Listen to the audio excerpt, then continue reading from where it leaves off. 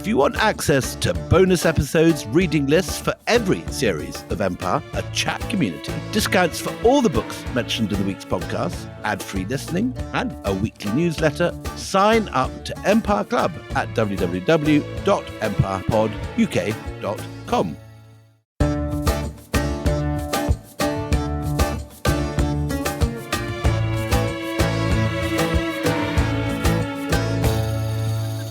Hello and welcome to Empire with me, Anita Arnon. And me, William Dalrymple. It's a very exciting day. I'm genuinely It is quite exciting, actually. very It really excited because, first of all, I've had to sort of keep a lid on the fact that I had a sneak peek to your new book. It's so good. It's so good. It's so good. Honestly, you are in for such a treat. When is it out? When's it actually coming out? I am so sending you half the royalties, Anita. When's it coming out? It's coming out in September. September. Okay. September. So this is, I've been badgering William because it is such a work of genius. Saying, please, can we talk about it a bit? Just a little bit, just a little bit, just a tiny, tiny, tiny bit. And it's very kind of you to lift the veil a little bit for us, because otherwise, frankly, you're going to have an ear bleed because I'm not going to stop going on about it. But we are going to be doing a little mini series, and this is all through the kindness of William and my unutterably awful badgering, to just get a little sneak peek of this extraordinary book, which I think, just one gal's opinion, may reframe the way we think about global trade and ancient India. It is that exciting, ladies and gentlemen. But this mini-series, this tiny little curtain veil lift that we're doing, we're going to be talking about Buddhism, which is it's such a beating heart of the new book, isn't it? It is. So this book is called The Golden Road. And the reason that my publishers have let me talk about it 6 months before this book is actually published. It's ridiculous, isn't it? Nobody really allows this. So good. It's very naughty. But the reason they allowed it is that we're just revealing the cover today. And if you were to go to Amazon, not only is the cover up there, but you can pre-order the book as from today. Can you pre-order the book now?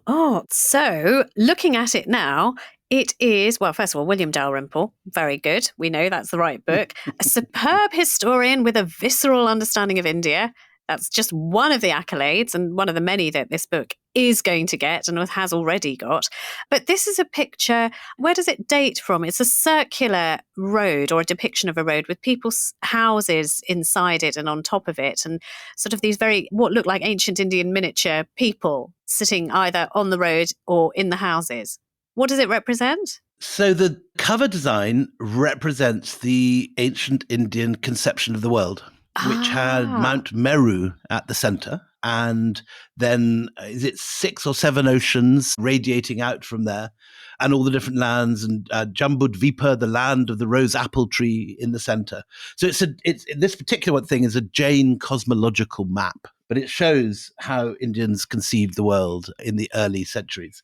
And the book is about, well, this podcast is on empires, and this is about an empire of ideas. How ancient India, rather like what ancient Greece did in Europe, what ancient India did for Asia and for much of the rest of the world. And between about 250 BC and 1200 AD, India was an incredibly confident exporter of its own civilization, creating around it this empire of ideas, which developed into something which I call the Indosphere, this tangible cultural area.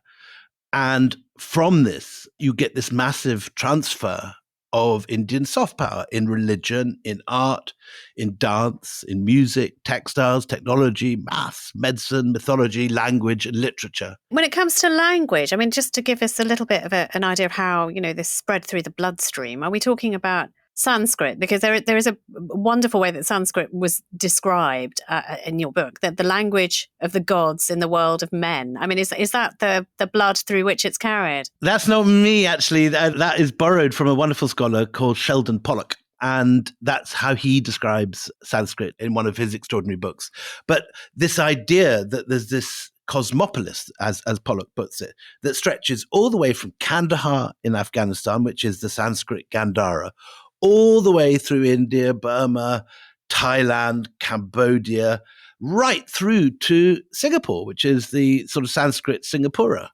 And so, for example, in that area, the name Java, which still sits on our map today, is actually the Sanskrit Yavadvipa, meaning an island shaped like a yawa or a barley. Gosh. A grain of barley. And in that area, you get this extraordinary influence of Sanskrit and Indian ideas. So, today, even in the heart of Bangkok, there's Ayodhya, which is named after Ayodhya, Lord Ram's capital in the Ramayana. Or think of the national airline of Indonesia. Garuda is named after Vishnu's vehicle. Vishnu's mount. Yeah. Exactly that. So it's this idea which we've kind of forgotten, that just like in Europe, you get the ideas of Archimedes and Aristotle and Plato circling out ideas of mathematics, ideas of architecture, ideas of the state, of the republic, so that, you go to Sweden or Iceland or Edinburgh, and you have all these buildings that are basically modeled on the Acropolis. In the same way, in Asia, India is this force that's radiating out ideas. And so for 1,000 years, you get these pioneering merchants, astronomers, astrologers, scientists, mathematicians.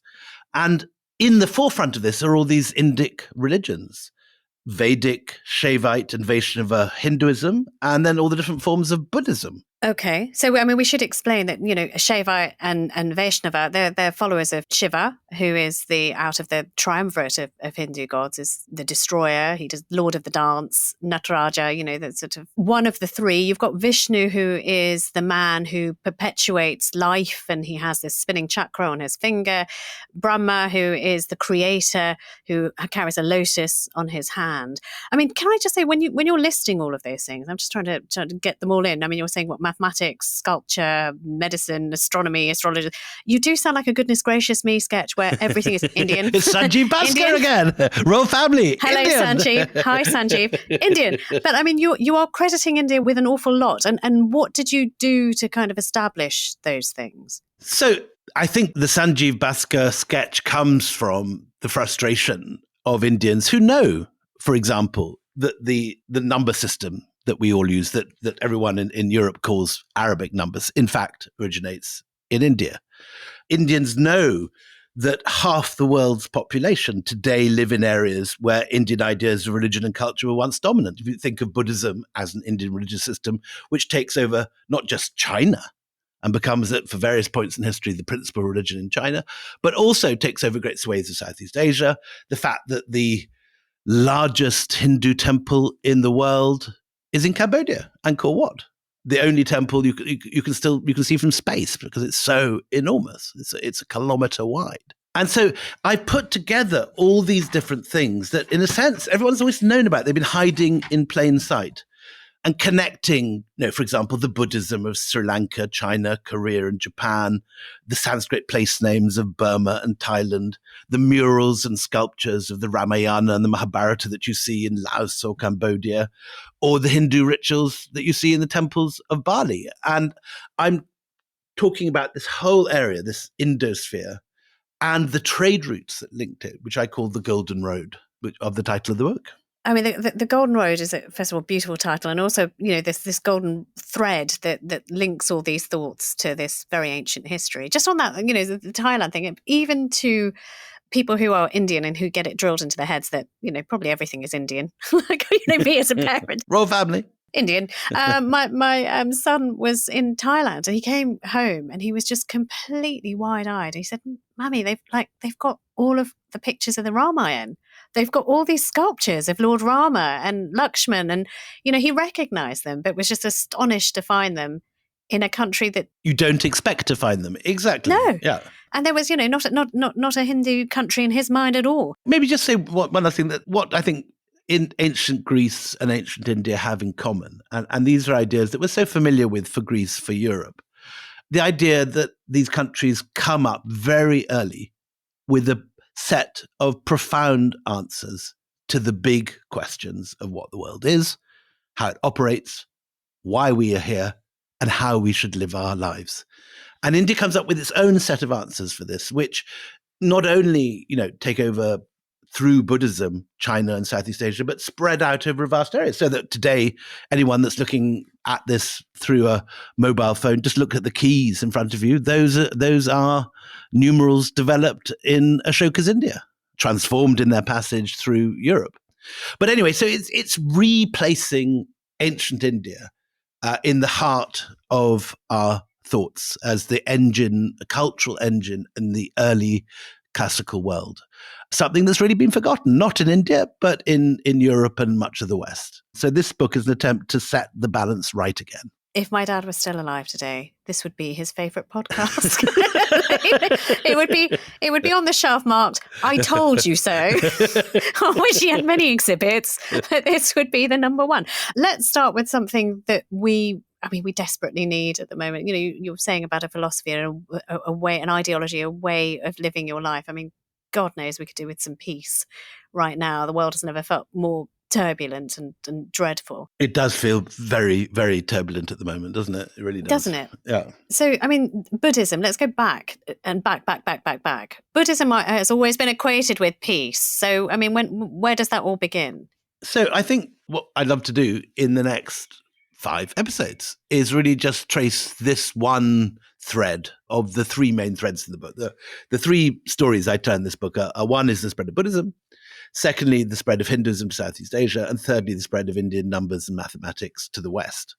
And I think just as a little taster, tell the first part of the story, the spread of Buddhism as far as China. And it would be very, very nice if we could just, focus on that story. And the story begins with the birth of the Buddha.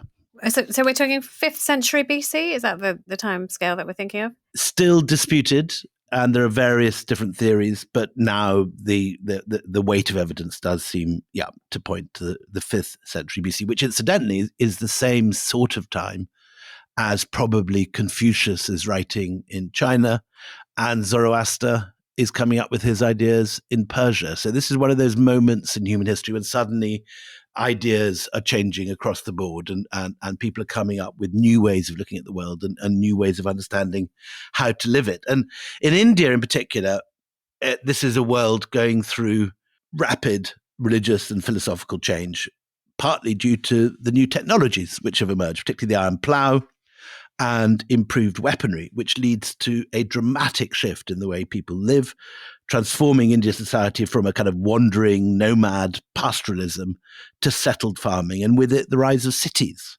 trade, and a highly stratified social structure. So all these new things happening, society, which has been largely pastoral, people moving their flocks and so on, is now turning into an urban society with a whole set of new problems that develop when human beings live in close proximity to one another.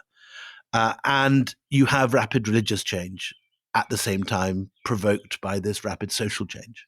So, I mean, just to give people an idea of what was going on, I'm sitting in the UK, you're sitting in India, but this period, this 5th century BC, is the time of the Iron Age, isn't it, in Britain, when people were also, discovering rudimentary tools, tribes were becoming more coalesced and organised. You were having sort of the start of a little pockets of organised civilization. And all those wonderful hill forts with those deep ditches that you can climb over today. Maiden Castle is probably a bit later, but Hambledon Hill in Dorset is dating from this period. And again, you have the beginning of urbanization, or certainly settlements of lots of people gathered together on a hilltop protected by palisades and ditches and so on. Yeah, and those sort of Iron Age roundhouses, those sort of round thatched. Nice sort of smoke pottering out at the top. All those pictures, exactly. Yes, exactly. Okay, so let's now sort of go back to India. You talked about the new technologies. You talked about how that moved thought, but in which direction did it move thought? So you have all of these new things that people are able to use to farm with, to have, an establishment of a class, if you like. If you've got tools, and you've got those who work and those who reap the rewards of the work. Invariably, that seems to happen. So what happens to society and thought as a result? So in India, characteristically, hundreds of new ideas and hundreds of new religions begin to circulate. There's one scholar who says that around this time, there are as many as 66 new heterodox creeds and religions spreading, and there were probably many more. The oldest and the most venerable is Vedic Hinduism, which is the earliest sort of layer of this amazing sort of layer cake that Hinduism is. And the Rig Veda, which dates from thousands BC, much disputed the date, but very, very early. advocates fire sacrifices and animal sacrifices conducted by Brahmins according to very strict rituals. And within the Hindu fold, you're getting alternative ideas arriving in a series of books called the Upanishads, which is the kind of the new teachings, centering on interiority and meditation and looking within yourself rather than to rituals. And then you get these other kind of wackier ascetic cults where people are going out into the jungle and into the deserts and really punishing their bodies. And the most prominent of those are the Jains. And this character, Mahavira, who's a rough contemporary of the Buddha, maybe a generation or two earlier. Mahavira is an aristocrat who, disillusioned by this courtly life, goes on a very austere journey of self-punishment and believes that only by punishing his body can he escape the cycle of rebirth. And one of the early Jain texts talks about austerity is my sacrificial fire, and my life is the place where the fire is kindled. Mental and physical effort are the ladle for the oblation, and my body is the dung fuel for the fire, my actions, my firewood. I can offer up an oblation praised by the wise seers, consisting of my restraint, effort, and calm. So that's the new ideas that have just arrived when the Buddha is a young man.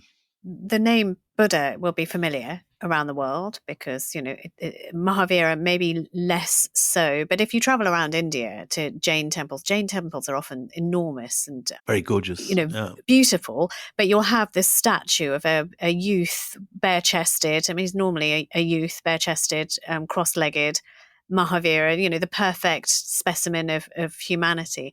There is this weird thing, isn't there, across the world, though, of mortification of the flesh to give you a higher plane of existence. I mean, it's not just restricted to the East. Well, I think it begins here. I think you'd be hard-pressed to find examples of mortifying ascetics before the Buddha and Mahavira. This is a new idea then, and the idea that you reject this new cosmopolitan urban life with all the riches and pleasures.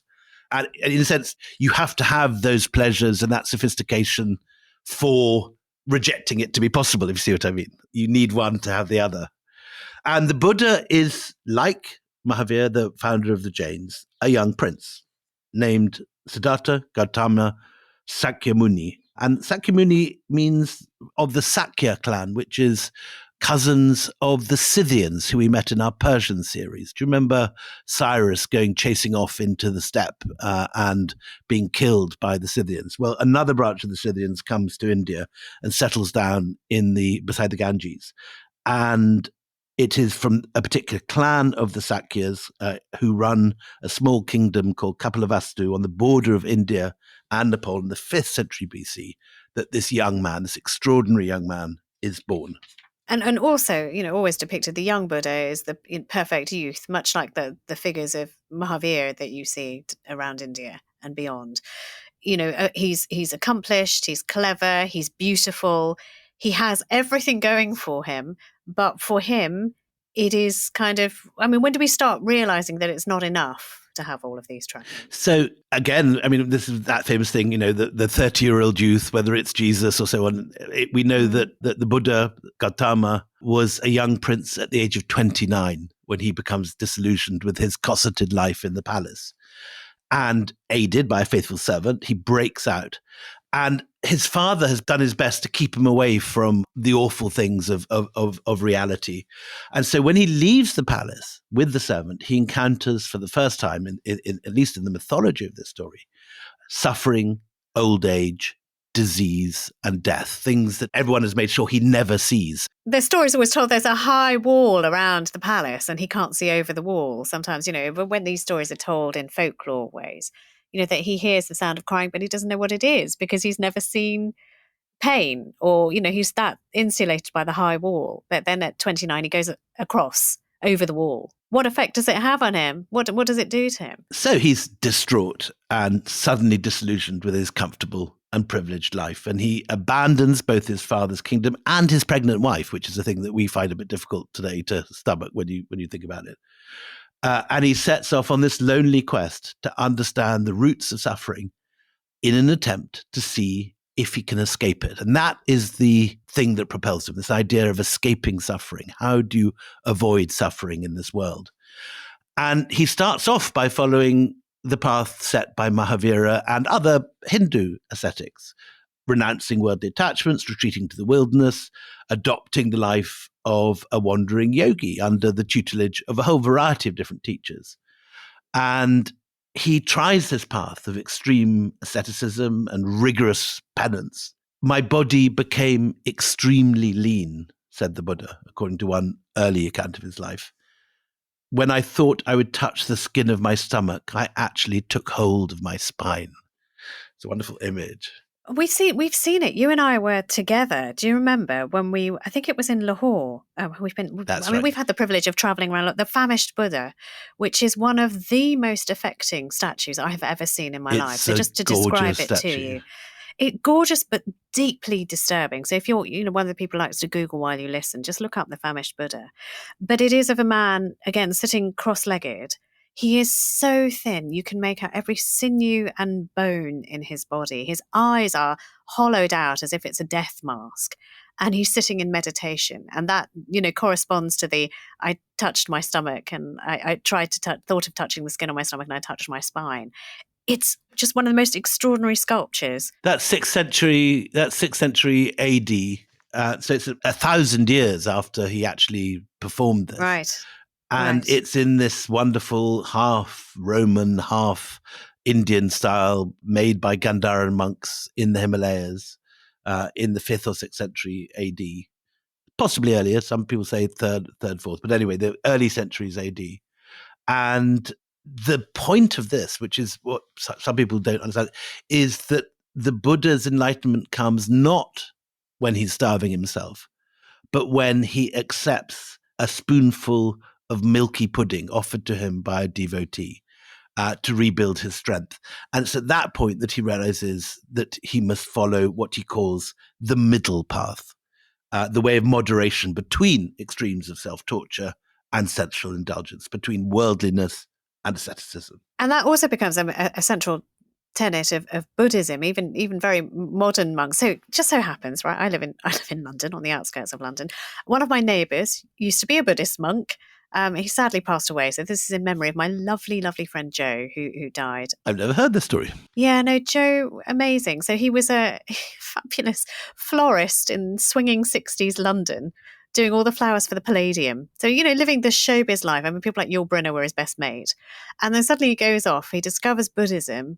He goes to Sri Lanka to perfect his Buddhism. He goes and lives in a cave where monkeys steal his food and just sort of lives the life of an ascetic. And when he comes out, the thing again, he says, he walked the path of the Buddha. It was people giving him dana, just food to eat. It was the charity. And right until he died, it's like, there were few of us on the street who looked after him. But he just sort of felt that he was still living the Buddhist way when we dropped round a pork pie or something. He just and regale us with these stories of how this was the Buddhist way. Lovely man, lovely man. Nice. But that sort of the enlightenment, I like to think it's sort of linked to then kindness. The very best of humanity is where you'll find the truth somewhere. That's exactly the idea. So yes, to sort of recap, he's 35. He's been sitting, starving himself under a sacred pipal tree, meditating without moving for 49 days. And that moment when he accepts the milky sweet offered to him is when he achieves enlightenment. And with it, freedom from greed, hate, and delusion. And he realizes that this moment of bodhi or awakening is derived not from punishing the body, but instead from simply learning the way to extinguish desire. That's his great revelation. And I've got a little reading, which is not from my book, but which is from the first sermon as recorded in the Pali Sutta. Can I do a little? I'd love it. Yeah, let's do that. And then we'll go for a break. Yeah, let's do that. So this is, he travels from Gaya, where he gets his enlightenment, now Bodh Gaya, in his honor. And he travels to Sarnath, which is just outside the holy city of Varanasi, just inland from the Ganges. And he sits down and he gives his first sermon. And these are the messages that he gives. He says, there are two opposite extremes that must not be entered into. They are indulgence in sensual pleasure and self-mortification. Between these two lies the middle way, which, if followed, bestows peace, higher wisdom, enlightenment, and ultimately extinction for those attachments which obstruct such a state. The middle way is like a road having 8 parts: outlook and aspiration, speech and action, livelihood and effort, mindfulness and concentration, which must all be conducive to the extinction of suffering. Suffering is an immutable fact. It is manifest in the following forms: birth, aging, disease, dying, involvement in the unpleasant, separation from the pleasant, non-attainment of the desirable. I've seen the significance of the existence of this fact of suffering, have recognized the need to understand suffering, and I have made it understood to myself. Join us after the break. Why does this room look amazing? What'd you change? I just got these custom shades from Blinds.com. It's all online, so it's really easy. I remember shopping for blinds. I waited around all day just to get a quote. It took forever. And the worst part, hidden fees. How about you? I chatted with my Blinds.com design consultant on my time. Plus, they make it easy to DIY or add installation like I did. Blinds.com sounds way better. Way better. Shop Blinds.com for up to 45% off. Rules and restrictions may apply. Welcome back. We left you in part 1 with a reading. I think we'll start with a reading. It's an early Buddhist text. And then, William, maybe you can explain where this is from and why this is important. Formerly, when you were a householder, were you skilled at playing the lute? Yes, Lord. When the strings of the lute were too taut, was it tuneful and fit for playing? Certainly not, Lord. And when they were slack, was the lute tuneful and fit for playing? No, Lord. But when the strings were neither too taut nor too slack, but were keyed to an even pitch, was your lute tuneful and fit for playing? Yes, Lord. Even so is the Dharma that I propose. That's lovely. So that's from the Vinaya Pitaka, which is an early Buddhist text giving the Buddha's own explanation of his approach to a new disciple called Sona. And the Buddha then embarks on his mission. He goes out across North India, gathering disciples, wandering, remaining always on the move, except during the monsoon, when he takes a rain break up in the Himalayas. And he teaches his fundamental ideas that everything is impermanent and that desire brings only the most fleeting of pleasures. And he teaches that the material world is ultimately an illusion, a dream from which everyone must sooner or later awake. Material pleasures, he says, are like a man who dreams of a fine house with fine gardens and luxurious delights. Yet when he awakens, all of it vanishes. Distinctions of wealth and poverty, noble and common, are like a dream. So this is what a lot of people associate with Buddhism even today, that this is all an illusion. Everything is an illusion, and it is all about the struggle Maya. for a higher consciousness. Yeah. But Maya is also a concept in ancient Hinduism. Krishna talks about Maya as well in the Mahabharata, that, none of this is real. He has conversations with Arjun where Arjun is fretting over killing his kinsman, and Krishna comes down and says, just don't worry, none of this is real. This is all Maya. This is all an illusion. All an illusion. So the roots are similar, tap roots, aren't they? Yes, I think you can exaggerate the distinction between, today we have this very clear idea that there's one religion called Hinduism and there's another religion called Buddhism, and either you're one or the other. That's not at all how things were in early India. This is very much growing out of the same common culture compost, if you like, of the same ideas. And Buddhism is full of Vedic ideas. However much he's rejecting the ritual side of the Vedas, he's using the language of the Vedas to express himself. So the 12-spoked wheel that becomes the symbol of Buddhism appears in the Rig Veda. And I think it's a great mistake to see Jainism, Hinduism, Buddhism as 3 separate watertight compartments. They run between each other, or even as an apostasy against Hinduism. The daddy religion. It's not like that. They're all sort of in the same family. Scholars today often argue that in many ways the thing that the Buddha is most strongly reacting against is actually Jainism. It's that extreme asceticism. That's the immediate sort of popular fashionable cult that he's growing up against. Well, we should say what Jainism is then. Yeah. So, I mean, Jainism, Mahavira, but the asceticism is you don't eat meat. You don't eat anything that can give life. So you don't eat, sort of root vegetables, carrots, potatoes, anything like that, because something can grow out of it. Very, very strict Jains. Even today in India, you'll see they wander in robes of white, wearing masks on their faces in case they breathe in a bug or something. And there's an awful lot about sort of self-denial as well. Absolutely. And then there's this thing called salikana, which I've come across and written about in my book, 9 Lives, where many Jain ascetics at the end of their lives will ritually starve themselves to death. They'll slowly do one item of food less each day. So, first they'll give up dal, then they'll give up rice and so on, and then they'll give up milk and so on. And the Buddha's idea is that is unnecessarily harsh, that you don't need to punish your body in order to get enlightenment, but nor do you indulge in the full sensual pleasures of urban living and the palace. This is, remember again, is the world that the Kama Sutras are about to come out of. So that on one hand is wrong. Asceticism on the other is not the right way. The Buddha says you've got to find your own way between the two. And the Buddha expresses this message, his dharma, his idea of the moral path, in language of remarkable emotional simplicity and clarity. And he doesn't use the ritual Sanskrit of the Brahmins, but he uses the ordinary Prakrit vernacular spoken by ordinary people in the streets. Prakrit. Now tell us, I've not heard that. Tell me what Prakrit is. Prakrit just literally means the vernacular, the ordinary vernacular. Just chatting language. Yeah, chatting language. It's what people are speaking in North India to communicate, to buy things at shops and so on. It's not the sacred ritual language, the language of the gods, which is Sanskrit.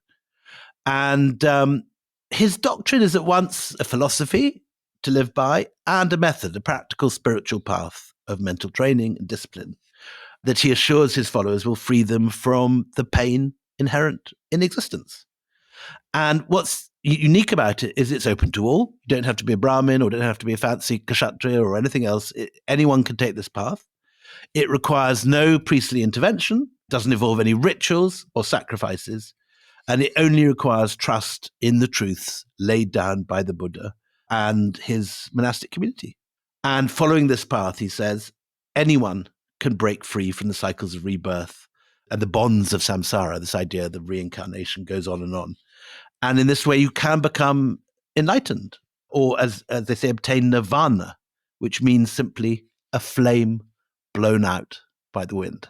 It's very nice. That's it's beautiful. a lovely... Yeah, so just to evoke Joe, my friend Joe again.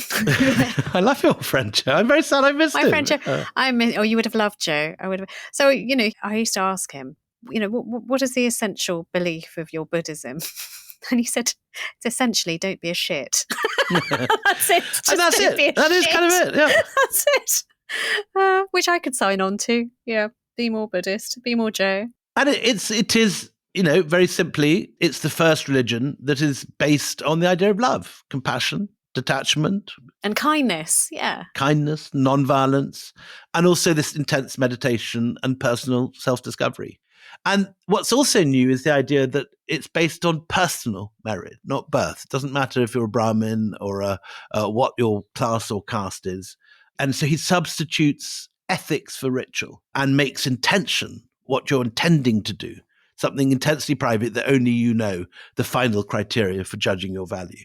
And that's a huge leap forward. That's the first time in human history someone's come up with that formation. Does he also say that, actually, I'm not giving the power of this? Does he realize he's creating a new religion, or does he think he's just creating a philosophy? And in association with that, does he say, actually, there is no priestly class here? Because, the Hinduism has been interpreted by the saffrons, the Brahmins for so long.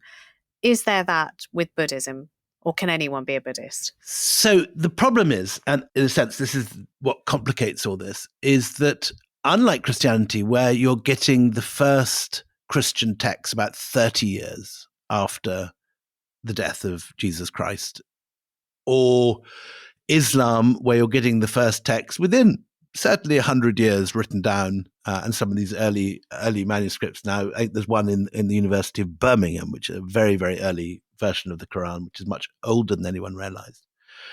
With Buddhism, we don't actually have any text that we can date more than about, I think, 500 or 600 years after his death. So everything has been passed on orally, and there are many different versions.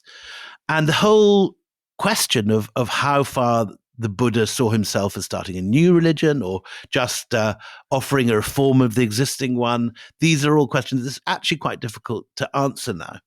And one of the things that I think is often very surprising is that when you see the first Buddhist art, it's very unfamiliar.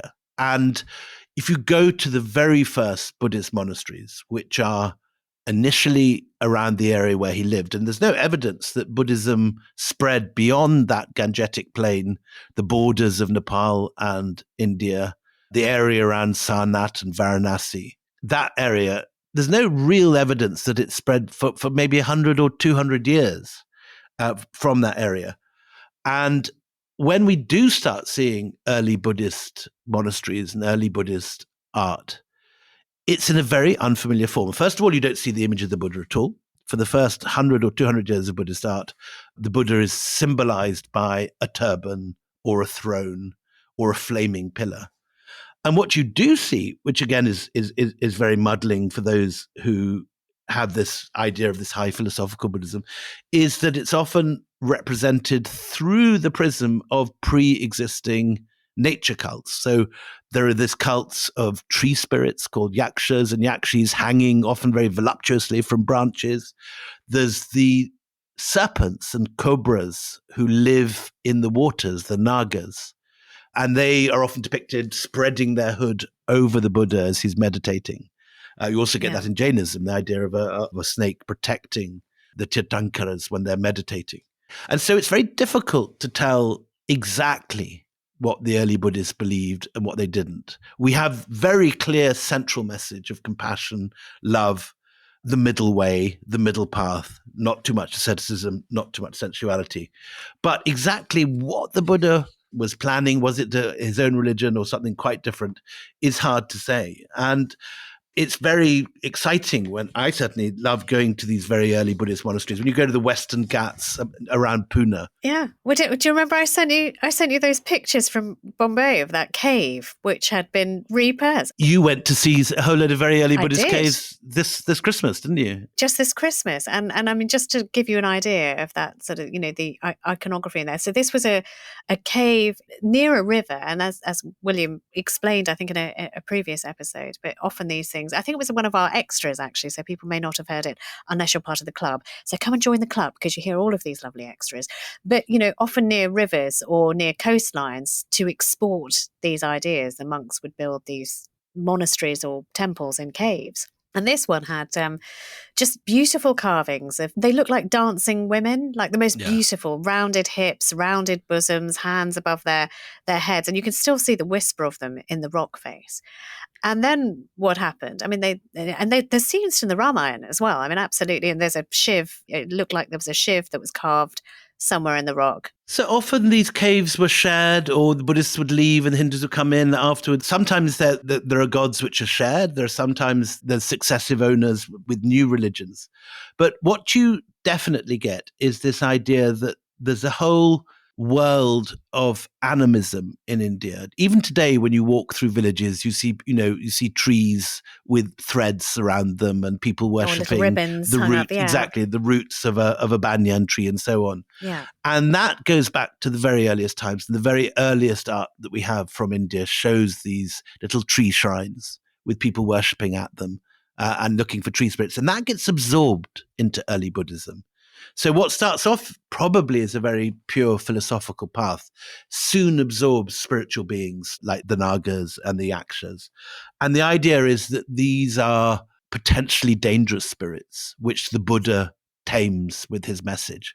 So the first Buddhist art we have doesn't have that familiar image of the meditating Buddha with his legs crossed and his eyes slightly rolled back in his head and this look of eternal peace on his face. Instead, what you get is images of voluptuous women and snakes, which is not at all what you're expecting. It was confusing. I was confused, initially quite confused. But, William, those are my tiny little Borivali caves just in the suburbs of Bombay. Hardly anyone knows about those. the ones that people travel from all over the world to see are the Ellora and Ajanta caves. Tell us about those. Oh, God, I love them. So particularly for me, it's the Ajanta caves, which are it's the greatest gallery of pictures from the ancient world to survive. Where are they? Inland from Bombay, inland from Aurangabad, in a little valley. They were discovered in the 19th century by a British hunting party that was tracking a tiger down a ravine. And in a very sort of Indiana Jones way, the hunters following the pug marks of this tiger, and they hopped over the rocky bed of the Wagora River, and they see that the pug prints leave straight past an opening in the rock face. And it's clearly not a natural cavity. And despite the long grass and all the creepers and pepper vines and the undergrowth and so on, they can see that it's a man-made facade cut straight into the rock. This is in 1819. And they build little torches of dried grass, light it, and step inside. And they find these enormous holes cut into the rock, hundreds of feet deep, cutting straight into the rock face. And we're not talking Lord of the Rings. We're talking fine carving. We're not talking like sort of, great slabs. We're talking beautifully carved and ornate. And they see on the walls, on that very first visit, orange-robed monks with white halos standing on blue lotuses and figures that they describe as figures with curled wigs. And they're crunching over human skeletons and other debris drabbed in by sort of generations of predators and scavengers. And the leading guy, John Smith, takes out his hunting knife and in true British form This just kills cuts me, his man. name onto a Buddha. John Smith, 28th Cavalry, 28th April, 1819. And I have to say he is accompanied by Sam Dalrymple. No. Yes. Another one, I'm afraid. Oh, for heaven's sake. Yeah, I didn't know that till a couple of years ago. I got a letter. But can I just say, just defacing the thing with your penknife, how very teen spirit that is. Seriously, Kilroy was here. You still see it there today, and it does look very Kilroy. Because not only is this just vandalism per se, it's in the middle of what is literally the most beautiful ancient paintings of Buddhist art. They're dated, most of them, there's some which are 1st, 2nd century BC, but most of the great ones are from the 5th century AD. Wow. And it's this lost golden age of painting, along with the frescoes of Pompeii and Herculaneum and maybe Livia's house in Rome, or Nero's golden house in Rome also. These are the most comprehensive depictions of courtly life to survive anywhere from classical antiquity. And the style of painting is not two-dimensional. The shading gives you the impression of a three-dimensional figure. So just to give you an idea of what painting was like then. But also because it's deep down and in these caves, the pigmentation is still pretty true, isn't it? I mean, you see colour. You get these amazing colours, lizard green, topaz yellow, lotus blue, preserved. I mean, it is fading, and even now they're desperately trying to find ways to conserve it. But amid all these other figures are these two famous, astonishing bodhisattvas, Avalokitesvara and Vajrapani. And they are these extraordinary beings of this kind of symbols of otherworldly beauty, elegance, and compassion. And they're shown with their eyes half closed, inward looking. I don't know how you put it, sort of weightlessly swaying on the threshold of enlightenment. Yeah. And there's a wonderful 1920s art historian called Stella Kramrisch who talks about these bodhisattvas caught in what she calls a gale of stillness. Oh, is that beautiful? Isn't that gorgeous? It's so beautiful. But that is true. If you see these carvings, considering that they are hewn from the heaviest rock, they seem weightless. They seem very light. I mean, it is artistry of the highest order. Yeah. And it makes you so frustrated that everything else is gone, that there's just one survival of ancient Indian painting. There's a couple of other fragments, a little in Tamil Nadu, one in Madhya Pradesh, but basically it's just this one cycle. And what is wonderful is that these are the oldest images in the Buddhist pantheon, particularly the ones in Cave 10, which date from 150 BC. And you look at these faces and this sort of profound melancholy on their expressions. And they're telling quite sad stories, these Jataka stories of the previous lives of the Buddhas. There's one which tells about the loving wife of a king who is justly accused of trying to kill him. And another tells the story of a boy who is going to fetch water from his parents when the king of Varanasi shoots him on a hunting expedition, or another about a noble elephant murdered by hunters for tusks. So these are all kind of sad stories. And you see these faces, and 2,000 years after they were painted, these faces still convey with amazing immediacy the character of the different setters. The alert guard, the king caught in the excitement of the hunt, or the obedient son fetching water. And in fact, they're so contemporary and they're so immediately recognizable that you have to keep reminding yourself that these are sitters not from our world, that they are depicting a court and a jungle world of hunters and hunted and Buddhist monks and devotees that vanished from these hills 2 millennia ago. Speaking of deeply emotionally disturbing stories, why was there a Dalrymple there? Go on. Why? Just on a hunting expedition. When I was researching this, I wrote to this guy called Dieter Schlingloff, that is the great German art historian, boss of the Ajanta world. And he did write as a PS, are you any relation to Major Sam Dalrymple, who was there when they were discovered? So I'm sorry. Okay. I'm sorry. That's fine. It's fine. The other thing I think we should say is that, again, we have a very clear idea in our head about Buddhism as this very ascetic religion, rightly, because it does, only meant to have a single sewing needle, a begging bowl, 2 robes, and some sandals. That's your entire lot. And yet, because the Buddha comes from this courtly world, because he's a prince, a lot of the murals show this world of princely splendor. So as well as all the pictures of monks on the pillars and so on, you get these handsome princes and bare-chested nobles, princesses with tiaras of jasmine. And jewels, completely bedecked, with jewels and flowers. Nothing except jewels. I mean, they're almost naked, these kind of amazing swan-neck women and narrow-waisted dancing girls of incredible beauty. And you can see them swaying to unheard music, ringing their anklets. And, they're wearing nothing but spinels and cat's eyes. Can I just say, it's a novel way to, give up. It's like to tempt people into a more simple way of life. There was a TV show here in the 1980s called Bullseye, where they always showed you the thing you didn't win. Look at what you could have won. And it's a little bit like, look at what you've given up. As a strategy, it's a bit odd. There are debates about this, and there are several potential answers to why all this is shown. And one is that you're trying to actually attract rich patrons to your monastery. So if you have really gorgeous paintings, then the local prince may come and give you something nice. But secondly, also, I think it is deliberate that they're showing scenes of fertility, and it's a sign in Indian culture of the period. It's a sign of auspiciousness. It's not meant to be something sort of deeply sexy that's going to distract you from your ascetic celibate way.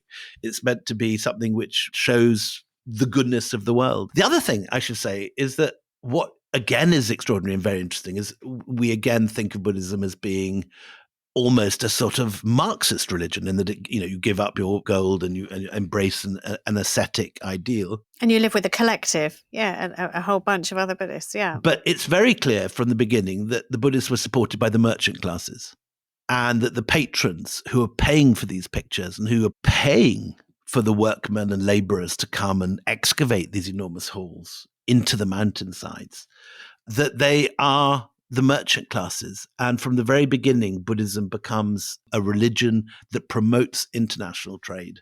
And what you find is that these Buddhist monasteries begin to occupy the trade routes, that they're often at the vital passes where a merchant caravan might stop for the night.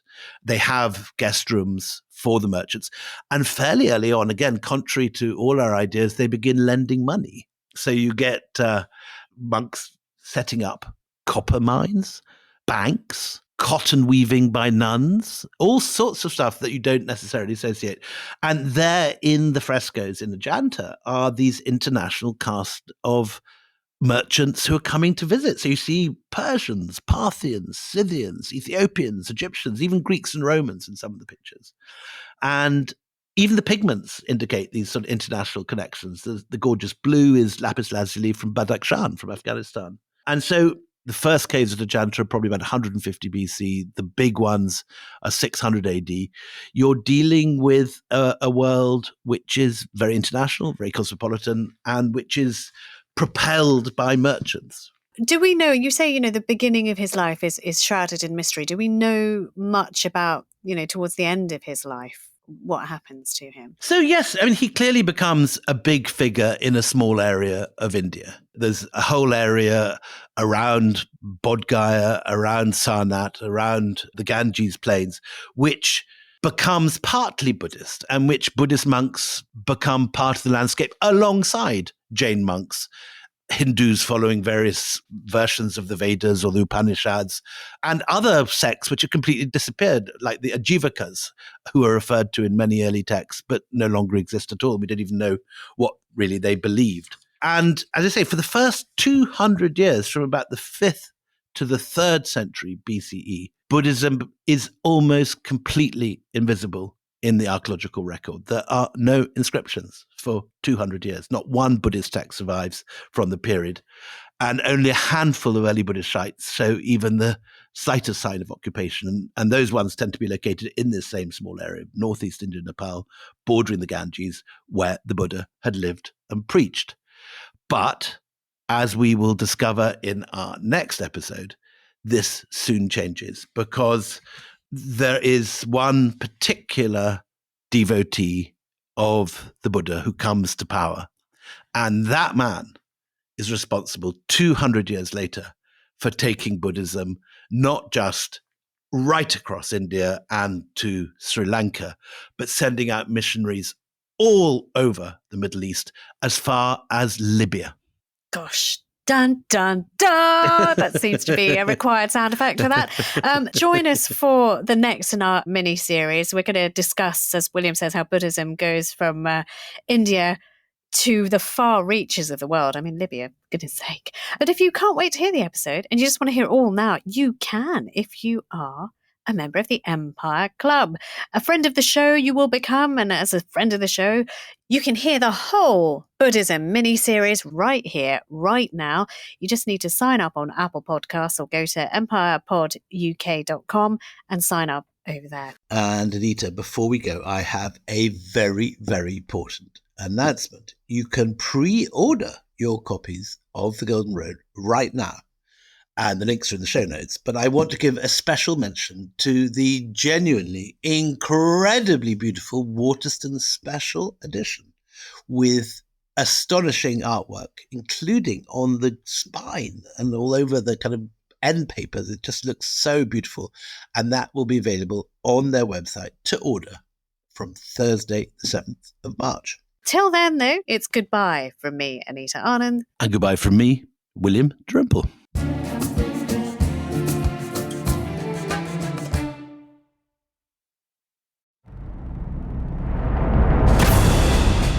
Hello, Saul, David and Patrick Bishop here from the Battleground podcast. We wanted to give you all a heads up on what we've been up to on Battleground and the exciting places we're taking it. Each Friday, we bring listeners a weekly insight into events in Ukraine, based on our joint expertise as historians and my experience as a war reporter, supplemented by frontline coverage from contributors in the field, as in the latest episode marking the 2nd anniversary of the full-blown Russian invasion, which features a brilliant frontline dispatch from journalist Askol Krushelnitsky. But that's not all. Midweek, since the start of the year, we've been delving back into the dramatic and epoch-making events of 80 years ago in Battleground 44. A fresh take on the battles, personalities, themes and controversies of this crucial period in World War II. This week, we're looking at the French Resistance, with episodes on the Eastern Front, The Great Escape, and much, much more to come, aided by input from some of the great historians of our age. So if you want to hear truly informed and insightful news and analysis on the war in Ukraine, as well as our gripping Battleground 44 series, just search Battleground on Apple, Spotify, or wherever you get your podcasts.